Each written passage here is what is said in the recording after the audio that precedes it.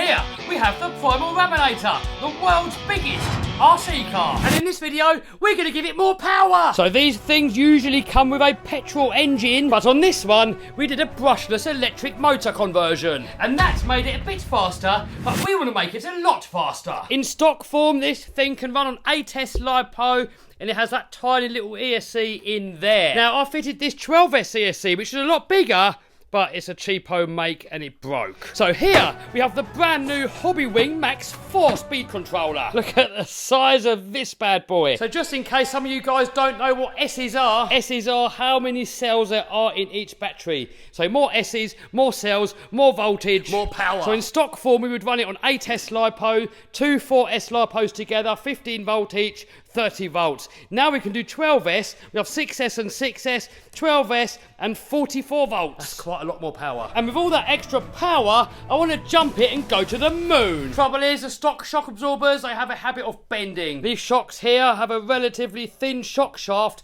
so the new version, they have a much thicker 10mm shock shaft. So we're going to put those on there instead. Also for these shocks, we have a negative pressure piggyback style shock, so we're going to stick that on there. We have a long wheelbase conversion. That makes the truck a little bit longer and more stable. And some other upgrades here. More on that later. Just get all the upgrades fitted, and then we're going to take it out for a rip. I want to see how fast it goes. I want to see how the new handling's going to perform. And I want to send it to the moon. Get a bit of air under it. Try and do like the highest Raminator jump on the internet and see if it survives. It probably won't. And these things are expensive. They're like £3,000 in stock form. If you want to know any more about the truck, the Technobabble, where you can get all the stuff from, we'll put a link to all of that down below. Right, enough waffle. Let's get wrenching. First, let's have a look at these piggyback shocks.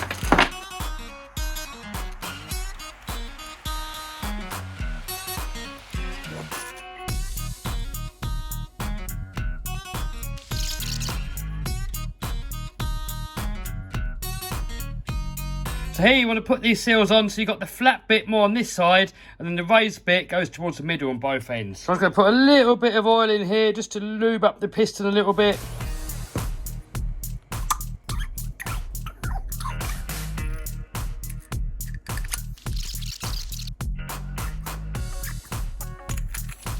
So next, we've got to take apart the shocks because they've started to leak, and I've got a brand new seal kit here to fit into them.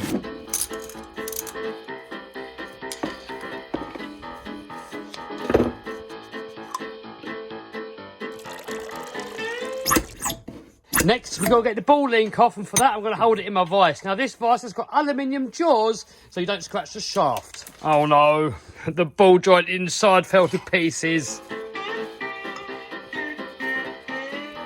So these here are the shock pistons, and these trucks, they land quite hard.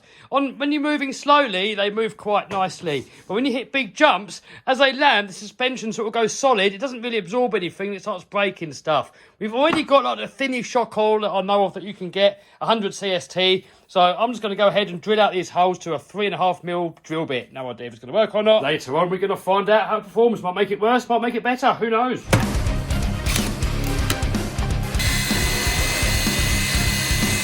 Right, so I've just put in all the new seals. I didn't film it because I'm absolutely covered in grease all over the place. But we got them all in there. Next, we can reassemble the shocks.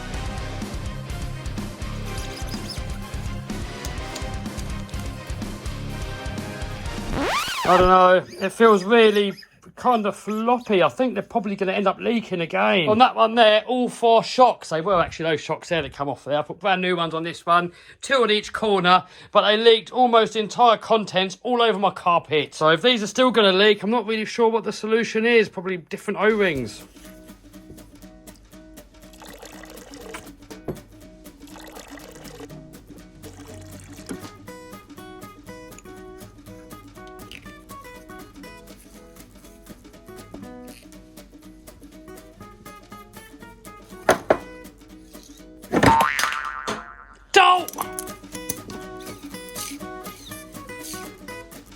So the idea of these is that you can change the pressure inside the shock. So if you tighten this screw up here, that moves that piston further up inside here, putting more tension on that spring, that forces more fluid into the shock, and it kind of stiffens it up more. So you can kind of like adjust it on there how stiff you want your shock to be. Just like on a real monster truck, we can turn this thing here in and out to adjust how stiff we want the shocks to be. So that's 2 shocks all built up, and we're nearly out of oil. That's how much has leaked out of them. So I haven't got any more oil. All I've got is this here. That's nowhere going to be near enough to fill these big shocks up. So I think we're going to have to borrow some oil from the old shocks.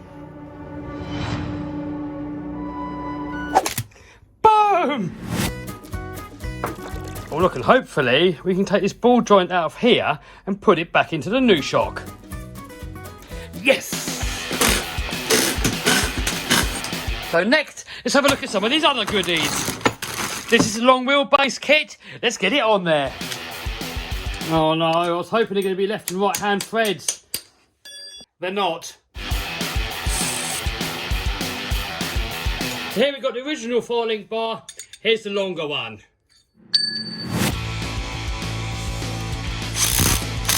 Alright, let's get the rest of them on there. There we go, longer wheelbase. So next, we've got to replace these sway bars to make them longer to match the new links. Oh, didn't work. Oh no, we rounded. Oh, well, that one's rounded as well. No. Hopefully we can get away with the shorter links because we have these new style links that go in between. So one end goes on there like that, and then the other end goes on there somehow. It might work. We'll have to get a shock on there and have a look. So next, let's get the rest of it on there.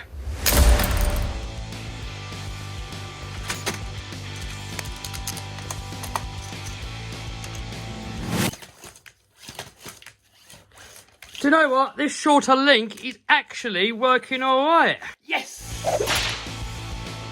Boom! Now, when you put the thicker version 3 shocks onto a earlier truck, you're also supposed to upgrade these standoffs to make them a bit wider, because now look, it's actually hitting on the chassis. It'll do for now, but we're going to have to fix it later. So here we've got some upgraded steering links that go onto here. I've already built one up. It looks a lot more beefy than what's on there, but I've not had any problems with the stock ones yet. So I'm going to keep hold of these. When these ones break, these will be going on. But next, let's fit this monster ESC. So we could put it here, but then it's too far away from the batteries and the motor. Under there, the suspension's going to hit it. Put a plate across the top here and have it in the middle. But I think there will be perfect. That way we can still get to the motor if we need to work on it.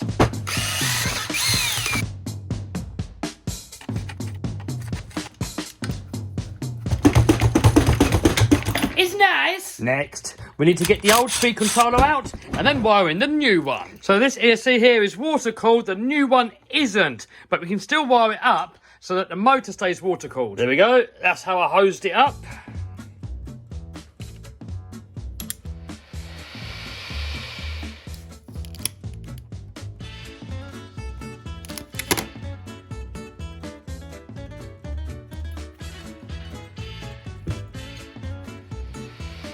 Right, here we go, moment of truth. Small battery here is just for the servos and the water pump. And now for the 12S. Oh yes, it works.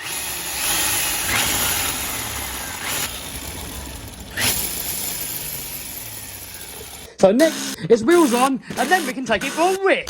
So next, let's see how well it drives, then we're going to do a speed run, then we're going to bash it, and then we're going to skate park it, see how much abuse this thing can take.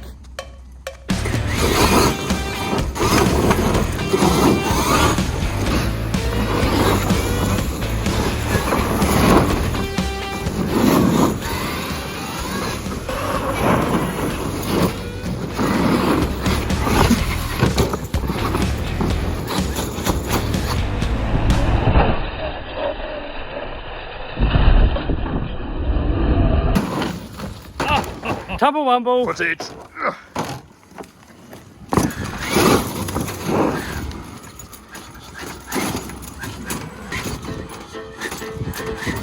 Come on, in you go.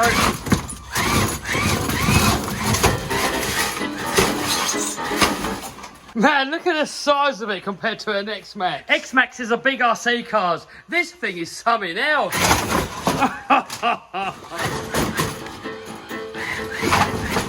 No, don't fit. Right, we are off to give the Ram an Rubbernator a speed test on grass on 12S, and there's a little skate park there, so hopefully there's no kids on the skate park. We can have a little play. Hey, got Vinny in the house!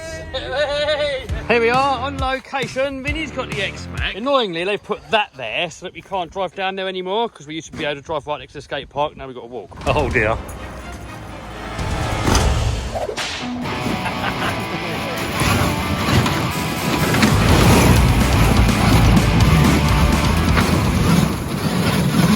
Oh my god, look at that! That was only like quarter power. Should try more power.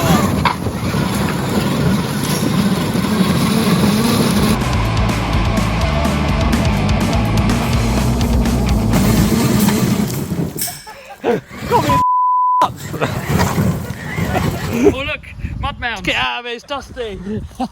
Don't drive over the X-Max.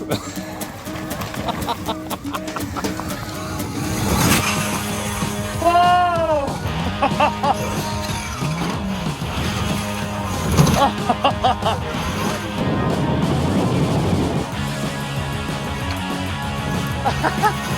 He loves it. Right, let's go find a skate park. Right guys, the X-Max is actually a pretty big RC car. Every time people see one, they're like, that's a lot bigger than I thought. Now let's have a look what it looks like next to the Rubbernator. Ting. Look at that! Do you reckon you can pick that up on your own? No. Can I drive over it? You bend it, you mend it. Bend it, you mend it, no problem. Here we go, Rubbernator car crush coming up.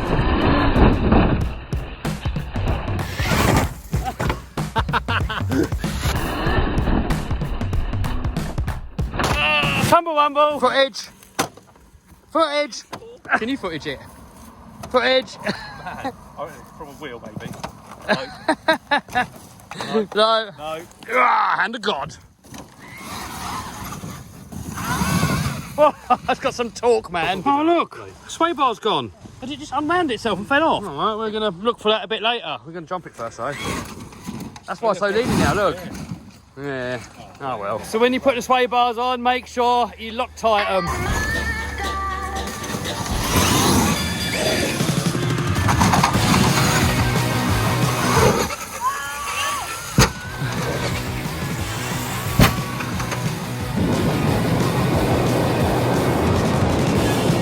Oh no, something's hanging off. Get it now.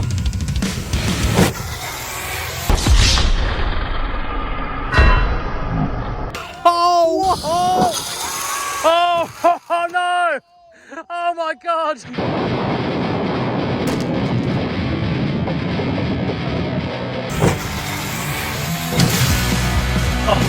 Oh, what? You animal. Oh no, what happened? You animal. Oh no! You're an animal. Oh no! You're just an animal. It's I don't think it's supposed to look like that. You are an animal. Oh no. Oh look, it broke the stand off. The shock came off. Sway bar's gone. Oh no, look. The sway bar's sort of there. Look, it's bent all that. You reckon we can make it drivable back? Possible. I don't know. It's proper wet. Ah, that's not too bad. I think it's worse than what it looks. Just a couple of bolts in it. You see if it still drives? Yeah, go on in. Right, You ready? Yeah. Oh. Oh no, has it blown out all the diffs? Looks like it, doesn't it? Look at that. Front end slipping and the rear end slipping. Oh, Vinny, feeling strong. What do you lot reckon? Was it cool? Yeah, really cool, yeah, really nice. Well done. Yeah, awesome. So what happened on the first jump? The shock standoff broke off. And then, on the next jump, when it nose planted, it made all the axle fold under. So Vinny has let me have a go on his X-Max. You're brave, mate. Here we go, flat out. Well, let's go home before we kill everything. They're going to be future RCers, you watch. Dad's going to have to buy a load of toys soon.